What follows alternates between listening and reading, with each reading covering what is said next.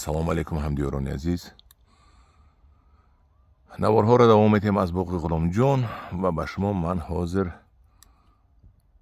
انگوری چلیکک سیاه یا حسینی سیاه میگوین همین رو نشان داده استادم. اکنون بینید این چهل انگور به نهایت زور شدگی. این هر یک تنه انگور 100 کیلو انگور دارد. بسیار اگر دروغ بگویم 80 کیلو دارد. نفس کیلوشو 20 کیلوش کم کردم. منو ببینید.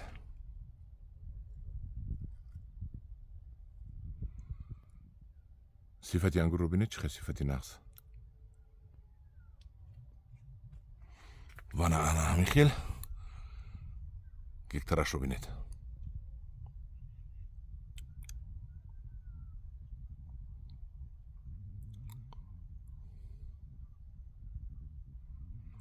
تماشا کردید انگور رو. چشم آدم راحت میکند. کمترک پیشتر روم من باز نشانتیم. اینو بینید. انا همینجا این همینجا خودش 10 کیلو انگور است. انا همینجا خودش.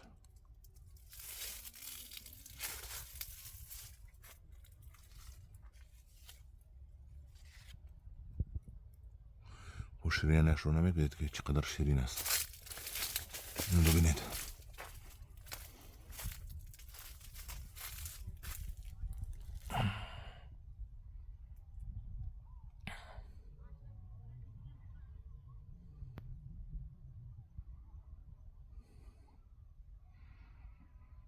اینجا شاهانه هم خوشم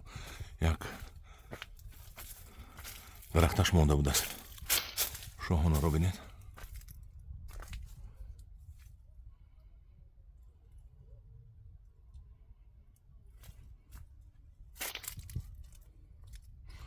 اینش حسینی.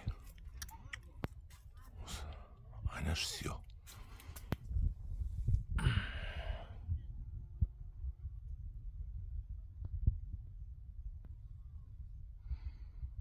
تماشا کردید عزیزان دل.